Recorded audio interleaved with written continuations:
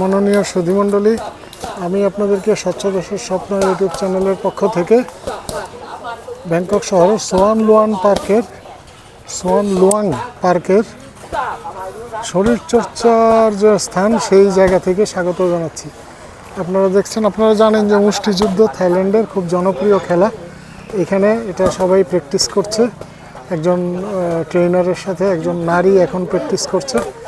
এটা শুধু মুষ্টিযুদ্ধই নয়, একই সাথে আমি আপনাদেরকে দেখাচ্ছি যে এইখানে শরীরচর্চার সব যন্ত্রপাতি বসানো আছে। অল্প অল্প করে দেখাচ্ছি।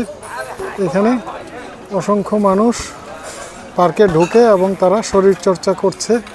এই যে দেখেন, বিভিন্ন যন্ত্রপাতি নিয়ে, এবং পাশে বাচ্চাদের খেলার জায়গা আছে, সেখানে বাচ্চারা খেলাধুলা করছে।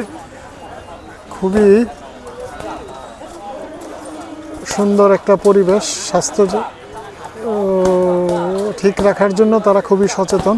এখানে পাশে দেখাই আপনাদেরকে, এখানে পার্কিংয়ের জায়গা, বাইক এবং গাড়ি কি পরিমাণ পার্ক করা হয়েছে। সূর্য ডুবে গেছে, জাস্ট মাত্র ডুবে গেল।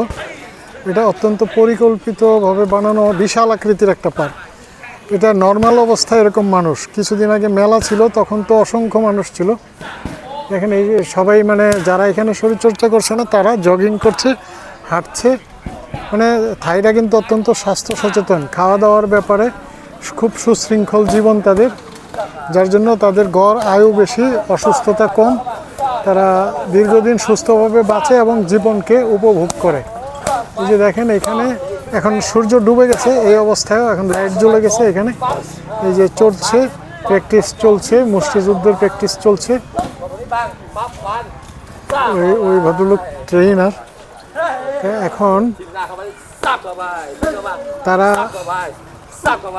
খাওয়া দাওয়ার ব্যাপারে, স্বাস্থ্যের ব্যাপারে, শরীরচর্চার ব্যাপারে অত্যন্ত সচেতন হওয়াতে তাদের স্বাস্থ্য ভালো, সুস্থতা বেশি, অসুস্থতা কম এবং জীবনকে উপভোগ করার ক্ষমতা বেশি।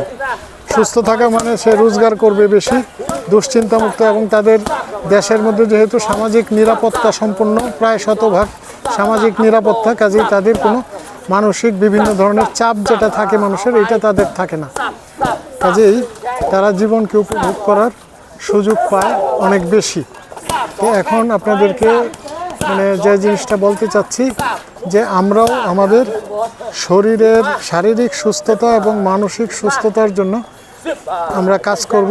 সেইভাবে শরীরচর্চা, সুশৃঙ্খল জীবনে থাকব, পরিবেশ পরিচ্ছন্ন রাখব, তাহলে আমাদের মন ভালো থাকবে, শরীর ভালো থাকবে, এবং একই সাথে আমরা একটা সমৃদ্ধ দেশও তৈরি করতে পারবো। এই প্রত্যাশা রেখে সবাইকে ধন্যবাদ জানিয়ে এখান থেকে বিদায় নিচ্ছি। ধন্যবাদ।